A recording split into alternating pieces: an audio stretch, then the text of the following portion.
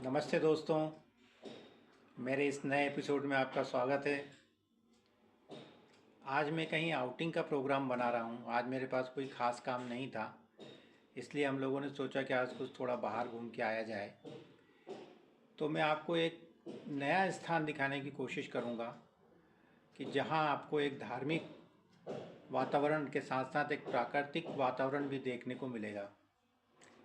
मैं बिल्कुल तैयार हो चुका हूँ और अपनी वाइफ का इंतज़ार कर रहा हूँ। जैसे ही वो तैयार होकर आती है, हम लोग अपने टूर पे निकलते हैं और साथ में आपको भी ले चलते हैं एक खूबसूरत जगह, जहाँ देखकर आपको वाकई एक आनंद की अनुभूति होगी। लीजिए, अब हमारी तैयारी पूरी हो गई है और अब हम लोग अपने गंतव्य पे जाने के लिए तैयार हैं। हमारी गाड़ी भी तैयार है और हम भी तैयार हैं। आपको हमारे साथ ज़रूर चलना है। तो चलते हैं एक नई जगह पे, एक सुंदर स्थान पर। लीजिए, अभी हम अपने मित्र आहूजा जी के घर पहुंच गए हैं, जिनको हमारे साथ ही चलना है और उनके सुझाव पर हम उन्हीं की गाड़ी से आगे की यात्रा करेंगे। शानदार गाड़ी है इनके पास, फोर्ड की इको स्पोर्ट। नाम भूल रहा था मैं। सामान गाड़ी के अंदर चला गया है। हमारी गाड़ी हमने इनके निवास स्थान के सामने ही पार्क कर दी है।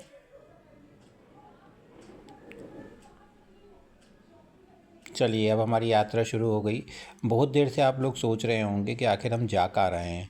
तो चलिए, इस रहस्य पे से भी मैं आपका पर्दा उठा देता हूँ। असल में दोस्तों, हम लोग जा रहे हैं सलकनपुर टेम्पल। सलकनपुर टेम्पल एक बहुत ही फेमस जगह है, जो कि भोपाल से लगभग 80 किलोमीटर दूर सीहोर ज़िले में स्थित है। सलकनपुर पहुंचने के दो रास्ते हैं, एक ओबेदुल्लागंज होते हुए जो हाईवे कहलाता है, और एक अंदर कोलार रोड की तरफ से जो पूरा फॉरेस्ट एरिया है। हमने अंदर का रास्ता इसलिए चुना है कि आपको काफ़ी सारे प्राकृतिक दृश्य देखने को मिल जाएं।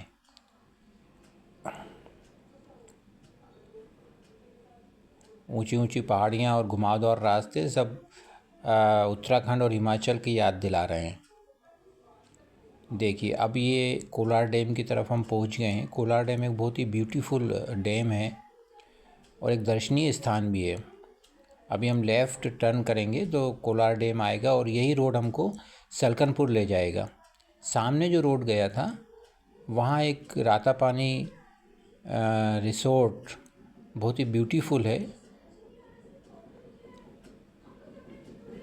वाओ, देखिए कितना सुंदर नज़ारा है।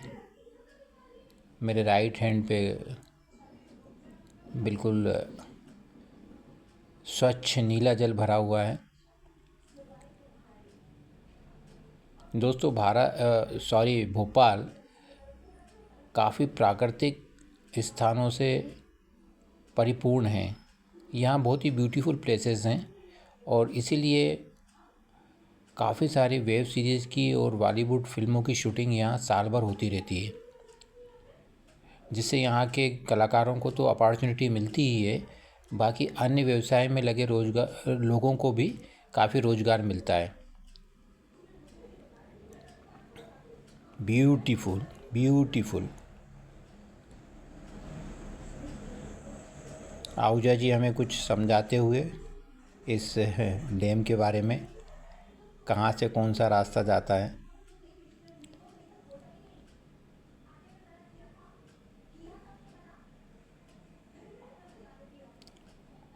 और देखिए, सामने हमारी दोनों की पत्नियां अपनी गपशप में मशगूल हैं। और महिलाओं का होता ही है कि उनको बातचीत ज़्यादा इम्पोर्टेंट होती है, ना कि कोई प्राकृतिक दृश्य जिनमें उनकी दिलचस्पी है, और अपनी गपशप में वो कंटिन्यू बिजी हैं।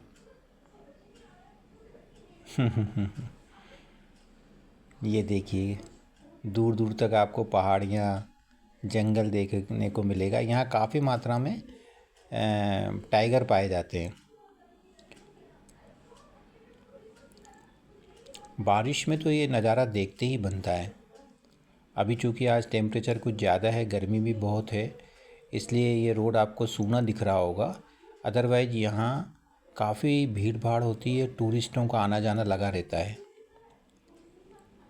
टेम्परेचर ज़्यादा होने के बाद भी हमें ऐसा कोई गर्मी का एहसास नहीं हो रहा है। काफ़ी ठंडी हवा आ रही है। दोस्तों, यहाँ से उठने का तो मन नहीं हो रहा था, पर अब अभी आगे भी हमको जाना है, तो कुछ हम लोगों ने फ़ोटोग्राफी की, कुछ पिक्चर ली और अपना एक बहुत अच्छा समय यहाँ व्यतीत किया। देखिए, जो कुछ पिक्चरें हमने ली थी वो आपको स्क्रीन पे दिख रही होंगी।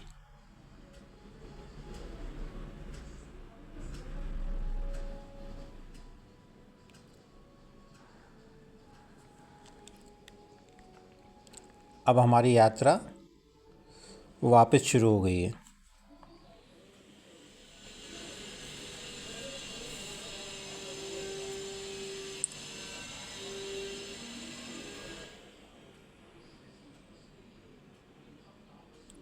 काफ़ी चढ़ाई है सलकनपुर रोड पर और साथ में घुमावदार रास्ते भी हैं। कभी कभी ऐसा लगता है कि हम बद्रीनाथ रोड पर चले जा रहे हैं।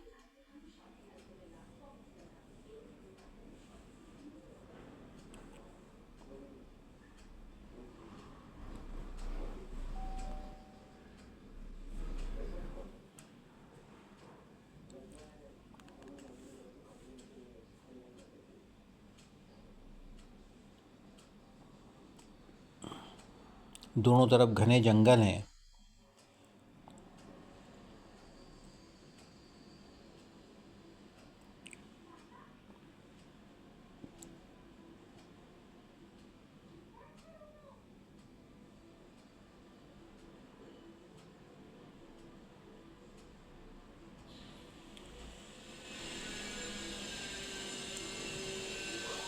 यात्रा का पूर्ण रूप से आनंद लेते हुए, तो दोस्तों मैं आपको बता रहा था कि सलकनपुर मंदिर, जिसे विजयासन धाम भी कहा जाता है, ये मध्य प्रदेश के सीहोर ज़िले में एक प्रसिद्ध शक्तिपीठ मंदिर है जो बीजासन देवी को समर्पित है।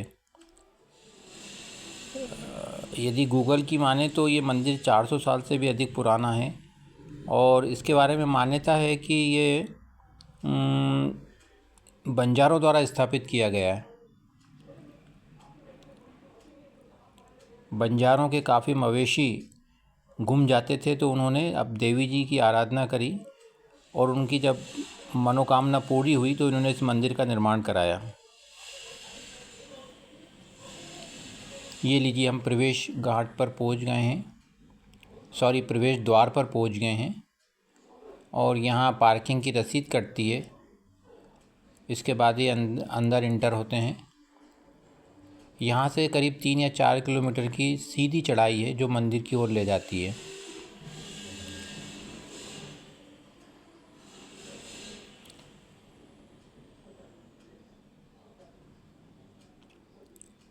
ये भी मान्यता है कि यहाँ पर माता ने रक्तबीज नामक राक्षस का वध किया था, इसलिए देवताओं ने उन्हें विजयासन आसन प्रदान किया और देवी जी यहीं विराजमान हो गई, इसलिए ये विजयासन धाम के रूप में भी जाना जाता है। लीजिए, हम पार्किंग में पहुंच गए हैं और पार्किंग में देखिए, यहाँ के स्थानीय लोगों ने बहुत अच्छी व्यवस्था करके रखी है। ये कोई निगम का या कोई पेड पार्किंग नहीं है। ये व्यवस्था केवल इसलिए की गई है कि लोग यहाँ गाड़ी खड़ी करें और उनकी दुकानों से प्रसाद खरीदें।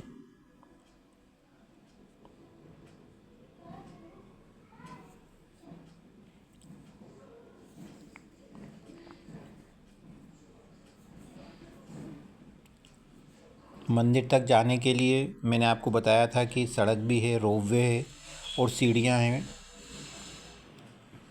तीनों साधन से आप मंदिर तक पहुंच सकते हैं।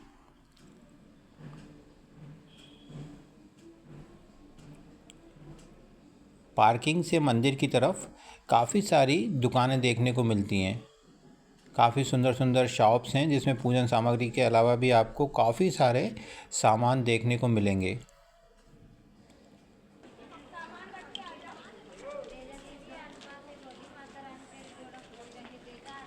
अभी फ़िलहाल इस मंदिर का रिनोवेशन किया जा रहा है और गवर्नमेंट ने इसमें काफ़ी सारा बजट रखा हुआ है और मुझे उम्मीद है कि अगले 1 या 1.5 साल में ये कंप्लीट हो जाएगा। इसके बाद आपको ये भारत का एक इसके बाद ये भारत का एक प्रमुख टूरिस्ट सेंटर बन जाएगा।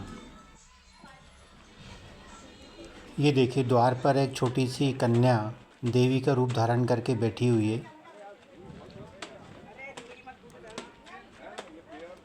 पूरे चेहरे पे उसने चंदन लगाया हुआ है और उसके पेशेंस की तारीफ़ करना चाहिए। 3-3 4-4 घंटे तक ये लोग बैठे रहते हैं। ये देखिए, सीढ़ियाँ ऊपर की तरफ गई हैं जहाँ से मंदिर का प्रवेश द्वार है। राइट हैंड पे भी आपने देखा होगा कि ये मंदिर का जो प्रवेश द्वार बन रहा है वो नए सिरे से तैयार हो रहा है। ये सीढ़ियाँ हमको नीचे मंदिर तक ले जाती हैं।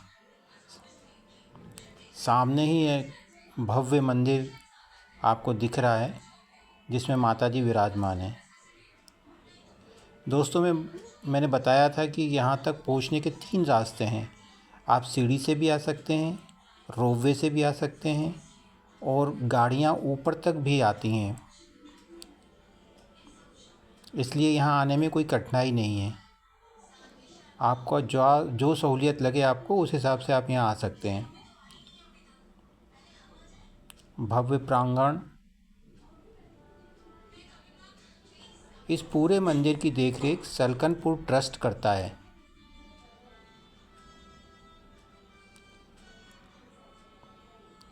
जब श्री शिवराज सिंह जी मुख्यमंत्री थे तो उन्होंने इस मंदिर में काफ़ी रुचि ली थी और काफ़ी सारे विकास कार्य में अपना योगदान दिया था। अभी मंदिर को सुंदर बनाने के लिए काफ़ी सारे निर्माण कार्य चल रहे हैं।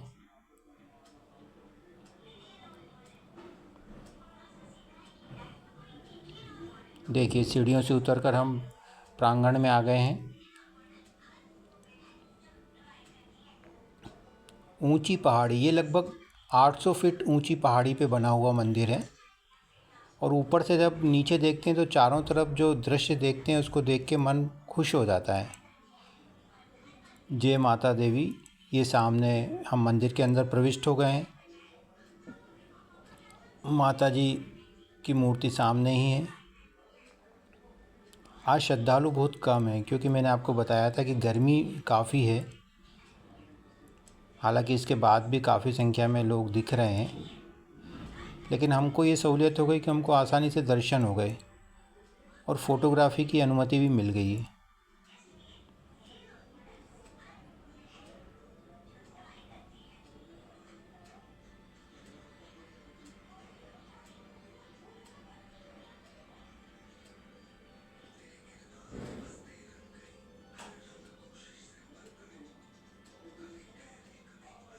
पूजन सामग्री लिए साधना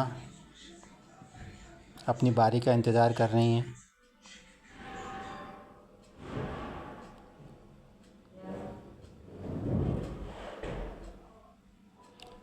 मैंने यहाँ एक विशेषता देखी, दोनों ही पंडित जो अभी विराजमान हैं बहुत ही विनम्रता से और अच्छे ढंग से पूजन कराते हैं और श्रद्धालुओं से बात भी करते हैं, उन्हें प्रॉपर वे में गाइड भी करते हैं। अभी पूजन हमारी संपन्न हुई और अब हम लोग बाहर की तरफ निकल रहे हैं। एग्ज़िट गेट से मैं वापस प्रांगण में आ गया, मंदिर से बाहर निकल आया हूँ और अब हम आसपास के कुछ नज़ारे देखने के लिए उधर जाएंगे।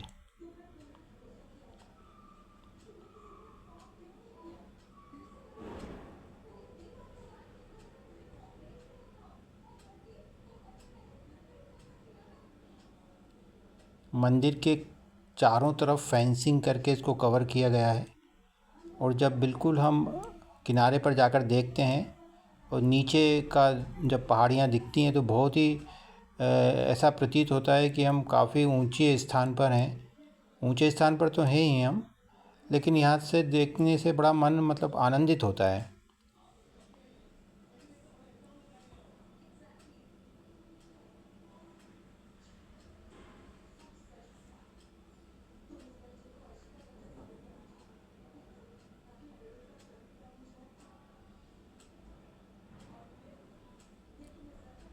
दोपहर के लगभग 2 या 3 बजे होंगे। भरपूर गर्मी का सीज़न है, धूप भी बहुत तेज़ है।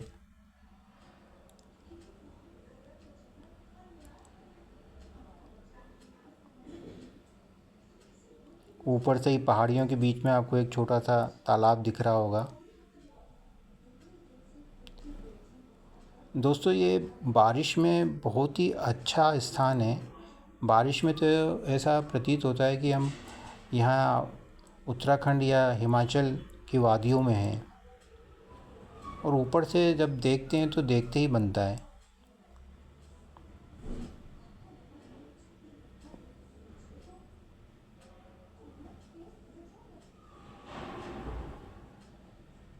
थोड़ी देर रुककर हम लोगों ने फ़ोटोग्राफी की।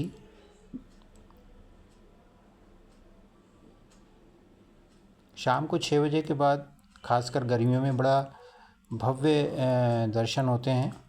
और ये सब लाइटिंग वगैरह जो इन्होंने की है, जब एक साथ जब जलती हैं तो बहुत ही सुंदर नज़ारा दिखता है।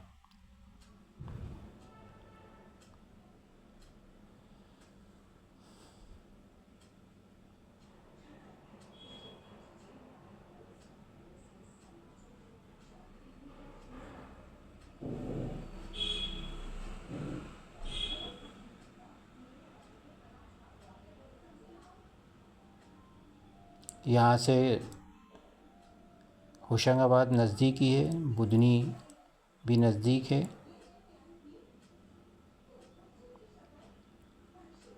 बुधनी से अप्रॉक्सीमेट 35 किलोमीटर के आसपास ये स्थान पड़ता है।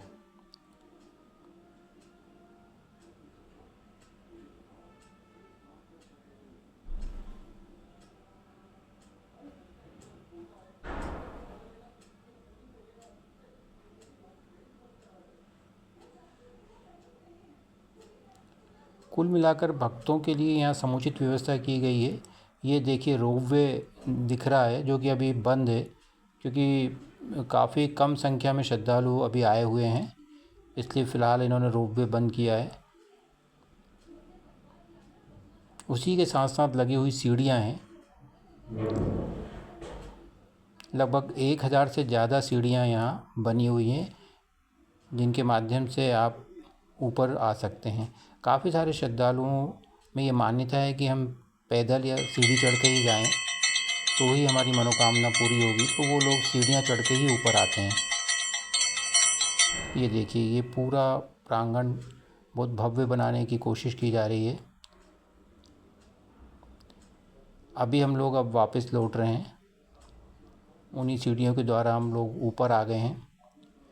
और ये जो कैंपस आपको दिख रहा है, ये एक्चुअली यहाँ भंडारा वगैरह का आयोजन होता रहता है, या आप अपना खुद का कोई आयोजन करना चाहते हैं तो वो भी यहाँ कर सकते हैं। छोटी छोटी दुकानें लेके ग्रामीण महिलाएं और बच्चे बैठे रहते हैं।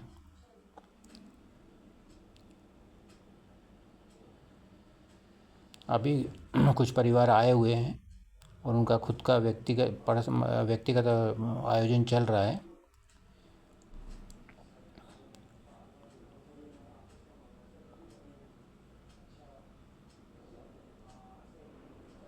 ये देखिए, ये जो प्रवेश द्वार बनाया जा रहा है, अभी निर्माण कार्य प्रगति पे है।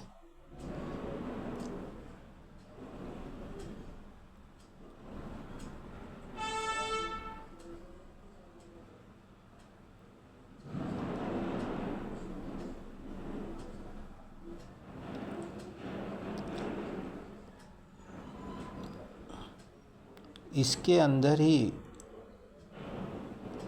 दाएं और बाएं जो कॉरिडोर का निर्माण किया जा रहा है, अभी मुझे एग्जैक्ट पता नहीं है कि किस पर्पज़ से है, लेकिन बहुत ही खूबसूरत ढंग से इसको बनाया जा रहा है। सामने जो आपको गेट दिख रहा है, ये मुझे लगता है कि आगे चलकर ये मेन गेट होगा, जहाँ से कि भक्तों का प्रवेश होगा। और ये जो दाएं बाएं कॉरिडोर बना है, यहाँ कुछ मूर्तियाँ स्थापित की जाएंगी।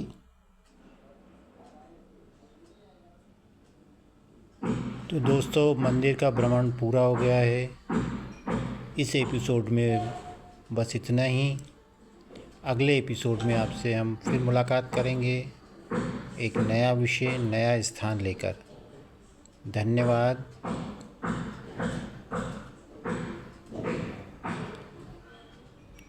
वीडियो यदि पसंद आया है तो लाइक और सब्सक्राइब अवश्य करें।